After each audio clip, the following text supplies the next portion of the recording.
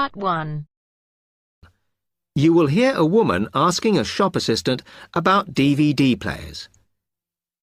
You now have 30 seconds to read questions 1 to 4.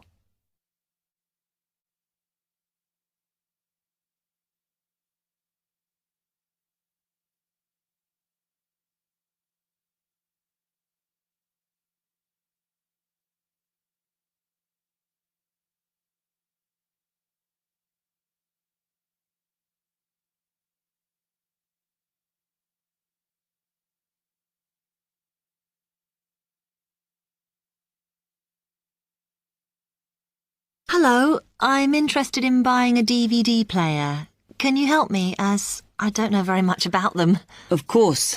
We sell quite a range. Actually, we're doing a customer survey at the moment, so I wonder if I could fill in this form about you, and that will actually help me to advise you on the best DVD player for you. Oh, okay. First of all, your occupation. Student. Okay. Then, have you already got a DVD player? No, I've never had one before. Uh-huh. And how much do you think you want to spend on a player? I'm not sure, really, but I have got a budget. My friend said I should allow about £100, but I can't afford over £85, so that's what I'm working on. Mm-hmm. And do you watch DVDs very often? Depends what you mean by often. I don't know what the norm is. Is it about 2 a week?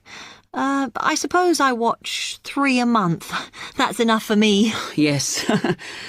What sort of films do you like watching then? Action movies? Not really. Oh. My boyfriend always insists we watch science fiction movies, but I prefer thrillers. Something to get your teeth into. Okay, just one more. Do you watch other DVDs? Ones that are not films, like music or something? Not much, because I don't want to spend the money on something I can watch on TV, but I occasionally rent out comedy programs, and I fight with my boyfriend over all the sports DVDs he watches. You now have 30 seconds to read questions 5 to 10.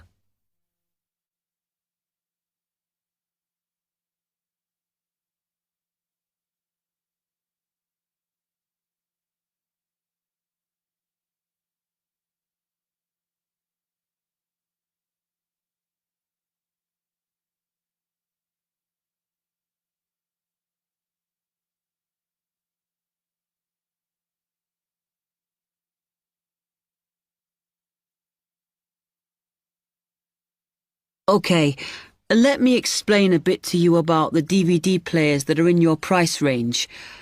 First, there's the DB30, which has only got basic features, but it is a bargain at £69. Now, all the DVDs come with an after-sales service that starts when the guarantee runs out. As it's so cheap, the DB30 comes with a limited after-sales service, as it only includes parts. You would have to pay for most of the repair.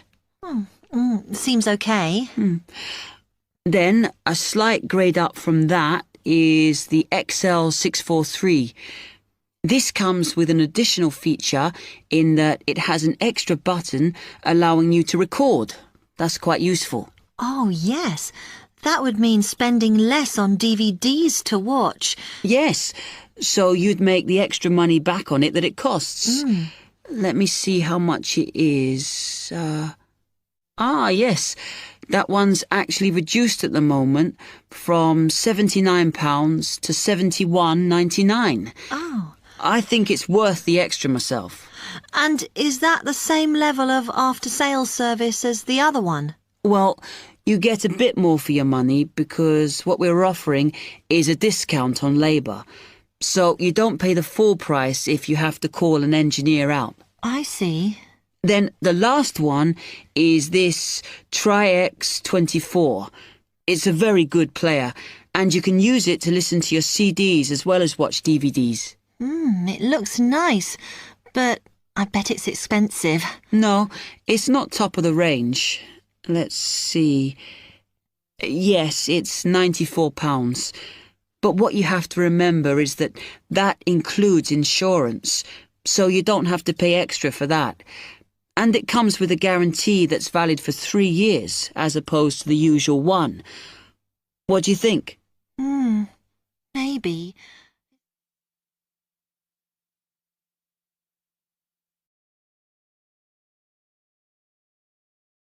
That is the end of part 1.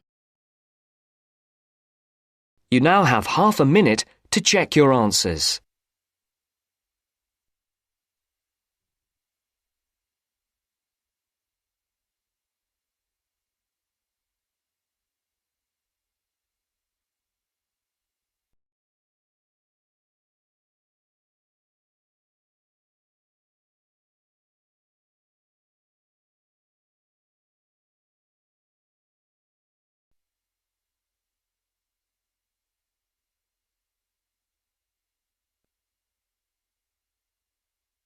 Now turns to part 2. Part 2. Zoe goes to talk to her academic advisor. First, look at questions 11 to 14.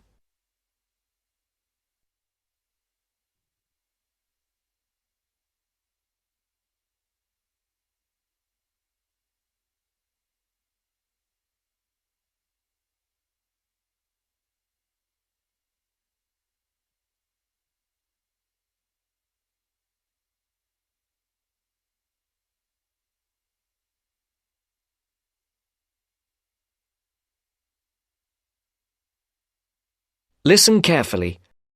How are you getting on, Zoe? Feeling at home yet?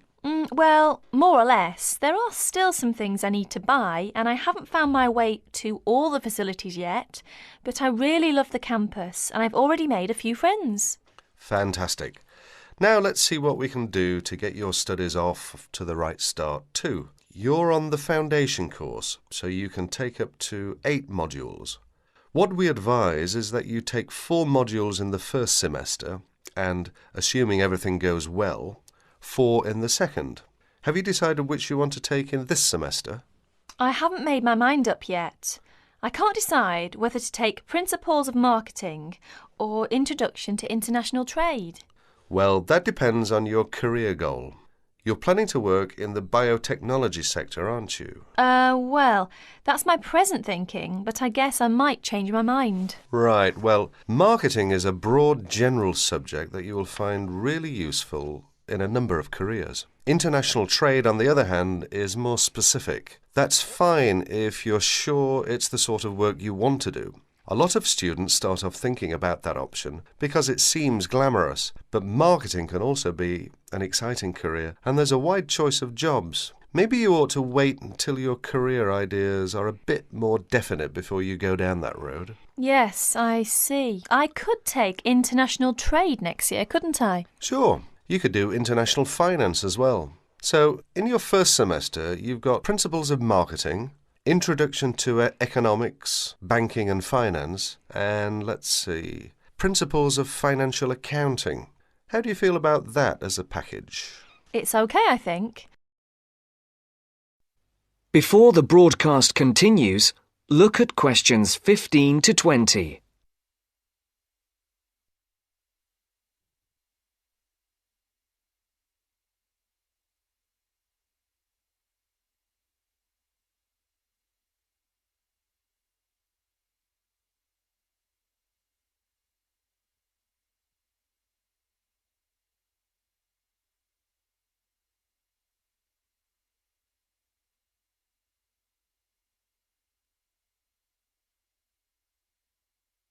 You will now listen to the second part of the talk. But I'm a bit worried about the maths. There'll be some statistics to do, won't there? Basic statistics, yes, but nothing more difficult than your last year of school maths. I know, but our maths syllabus was a bit old-fashioned. Mostly algebra, geometry, trigonometry and stuff, hardly any stats. Right, well, it sounds as if you could do with the maths brush-up course.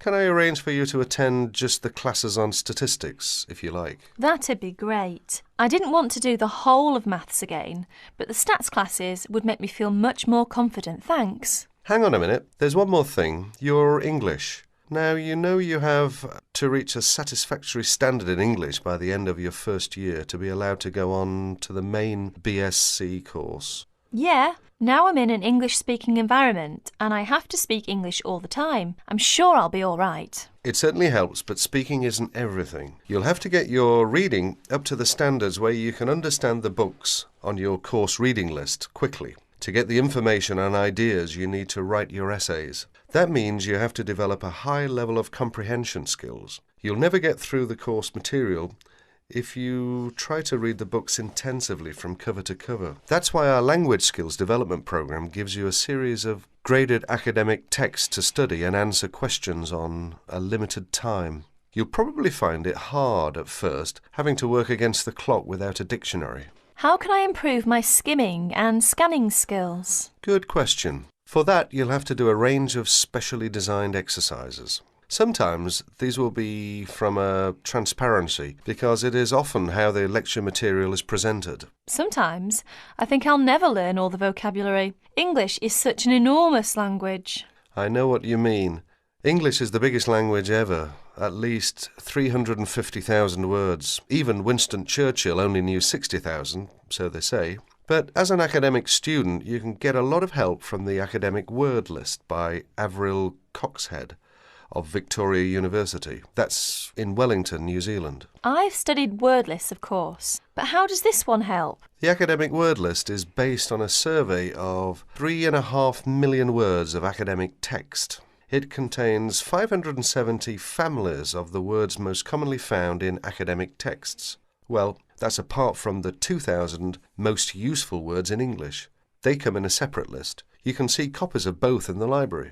You said word families. Do you mean words that are similar? In a way, yes. It means that all the different grammatical forms of a word are listed together, so you can see the nouns, verbs, adjectives, forms with prefixes and suffixes and so forth. It'll be clearer when you look at it. Anyway, Avril Coxhead gives you really great hints about how to learn the words, so it shouldn't be too daunting. The trouble is, I tend to forget the words I learn. Well, there are two ways you can tackle that. First, always try to learn the words in a context. Either learn a whole sentence using a word, or learn a phrase that the word typically comes in. We call phrases like that collocations. That's a new one on me. Collocations. I'd better make a note of it. You do that. You can find collocations in most modern dictionaries.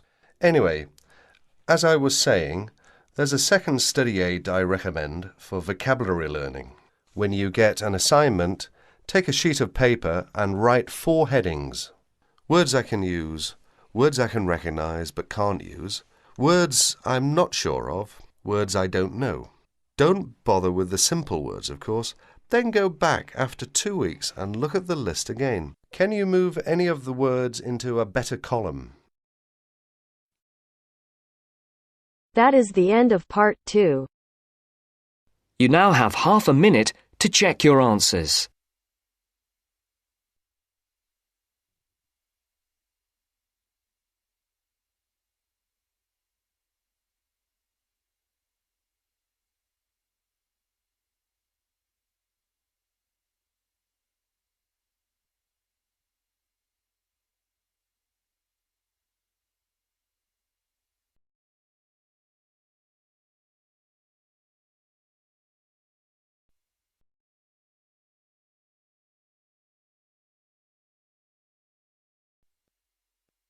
Now turns to part 3. Part 3. You will hear a student, Penny, talking to 2 friends, Ray and Louise, about a television competition Ray has entered called Travel Documentary. Before you hear the conversation, you have some time to look at questions 21 to 26.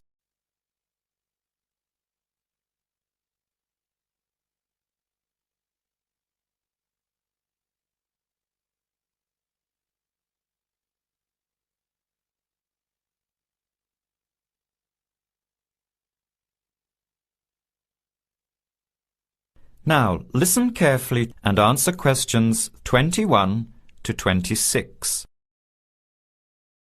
Hi, haven't seen you two in ages.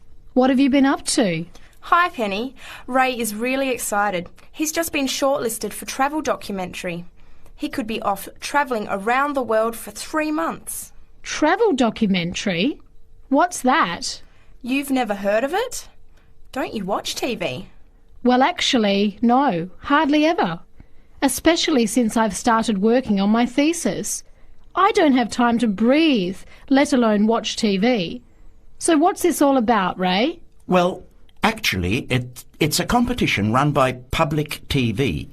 It involves my two great loves, travel and filmmaking. Is it that program where people are sent around the world making documentary videos? I have heard of it. Fantastic! So you've been chosen? Not yet. I'm one of 34 selected for an interview next week, so I've made it through the first cut. Yeah, there were over 200 applicants from around the country. Pretty amazing, hey? Well, I've been lucky so far. What's the next stage? 13 are chosen from the interview to do a 4-week training course in documentary filmmaking. Then, the 8 finalists get sent off with a video camera to travel around the world. Sounds incredible. What's the catch? The catch is that every 2 weeks you have to send in a 10-minute video from a different part of the world. It's broadcast on TV along with the work of 3 of the other competitors and judged by a panel of experts and the TV audience. So you're under a lot of pressure. Wow, I guess so. You mean you're on television every 2 weeks? Yep, that's right. But first I have to be selected. Do you have to have any filmmaking experience to apply? Some background in photography or video making helps, but you're not supposed to be an expert.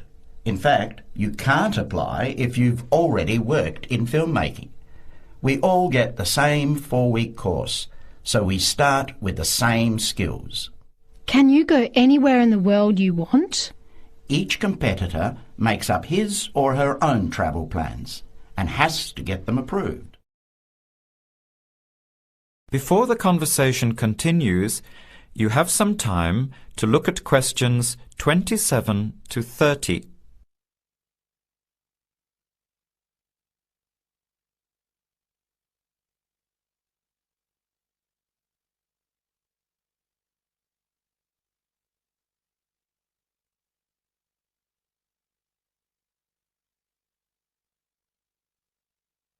Now, as the conversation continues, answer questions 27 to 30. Have you talked with anyone else who has done it? As a matter of fact, just last week, I met Sarah Price, a girl from here who did it last year. What did she have to say about it? She said it was the most amazing experience of her life, but it was really tough at times. I think you'd have to be really brave to take off like that alone with so much responsibility. It's not like going on a holiday, is it? No. 2 weeks in a country, often where you can't speak the language, to find a story, film it, organise all the editing. Then you're off to a completely different part of the world to start all over again. Pretty exhausting, but exciting too. What a way to see the world. What about Sarah Price? Did she have any bad experiences? She said the worst part was when she got some mysterious fever in Mongolia and thought she might have to be sent home. Fortunately, it got better, but she said it was scary to feel really ill when you're alone so far away. So what made you want to apply? When I saw the program on TV a while ago, I thought, this is for me. I've always wanted to travel, but needed to work for a year before I could even think about it. Then a new series started up. I thought, now's my chance. Don't you think you'll be lonely? I don't think I'll have time to be homesick. I'm more worried about having too much to do and not enough time to get things organised. So we might be watching you on television in the next few months. I hope so, if I'm lucky. When will you know for sure? They choose the final 8 in March. A month later, you're on your way. So do you have to pay anything? Nothing. It's all paid for. Course, camera, flights, accommodation and in-country travel. The budget is pretty tight though. No extras. I sure hope you get it. Then I'll be finding time to watch at least one program on television every week. That is the end of part 3. You now have half a minute to check your answers.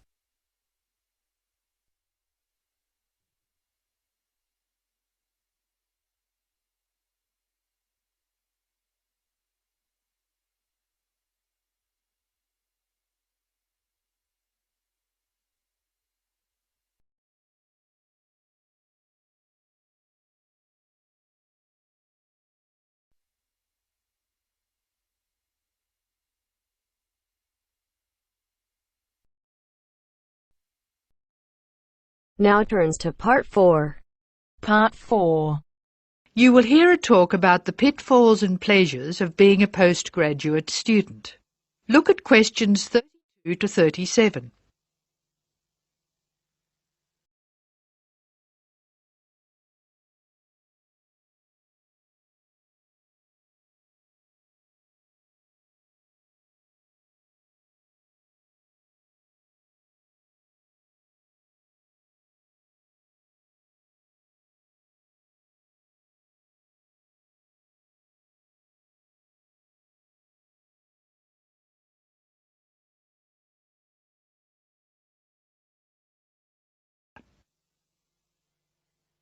Postgraduates are about as easy to define as catching steam in a bucket.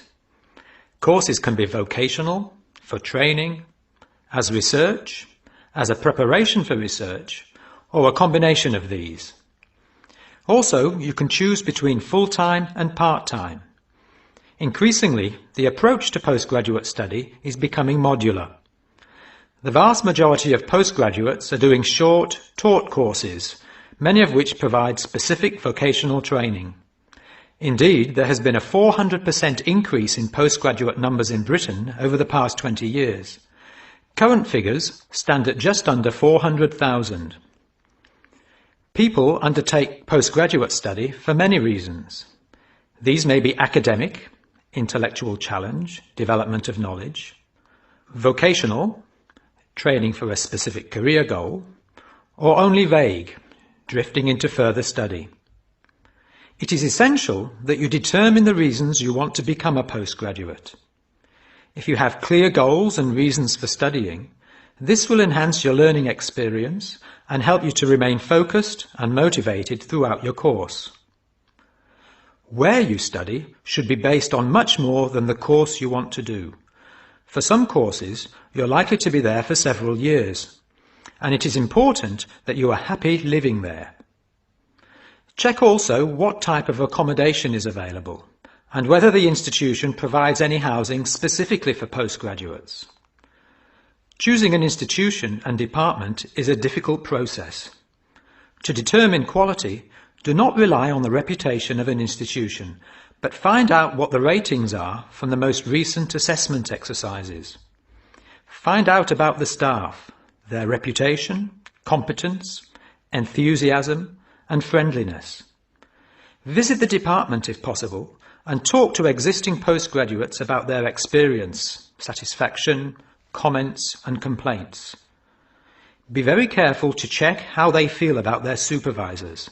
Also, check what facilities are available, both at an institutional level, for example libraries, laboratory and computing facilities, and in the department, for example study room, desk, photocopying, secretarial support, etc.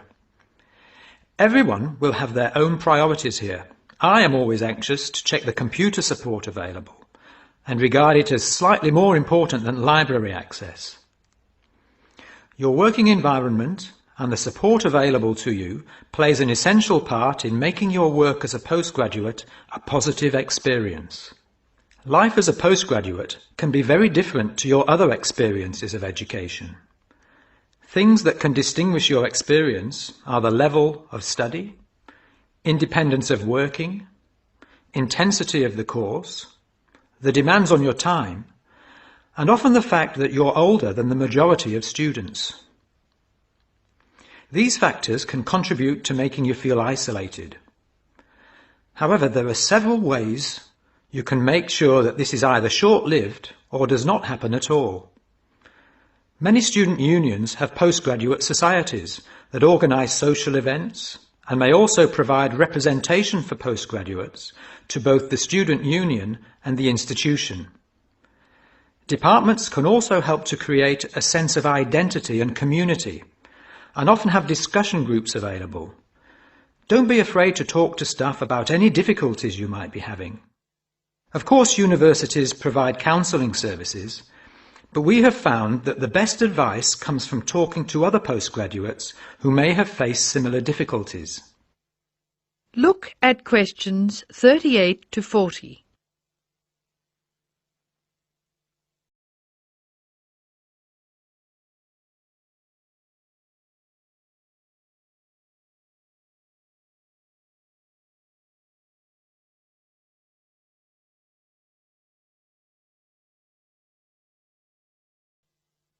Financial planning is essential, since the government excludes postgraduates from student loans, and it can be difficult to maintain your student status with banks. This has implications for free banking and overdraft facilities. Do not underestimate your living costs, including food, accommodation and travel. And be careful not to budget for everything except a social life. Funding a course is one of the most challenging things people face when considering postgraduate study. Most postgraduate students finance themselves. They pay often very large fees to the institution and receive no maintenance income to support their study. Make sure you know exactly what your costs will be. Institutions often hide extra fees, like laboratory costs, behind the headline fee rate advertised. Funding can come from various sources: research councils, charities, trust funds, institutional scholarships, local education authorities, and professional bodies and organisations all offer various levels of funding. As I said before, the government excludes postgraduates from student loans, so it is essential you look to other sources. Career development loans are available from high street banks. The best advice on funding is to be proactive, persistent and patient. The postgraduate community in Britain is multinational, has a wide range of experience of life and work, and an exciting mix of goals, both career and academic. Being a postgraduate student should be a productive and fulfilling thing to do, and you will become part of a diverse and motivated social group. That is the end of part 4. You now have half a minute to check your answers.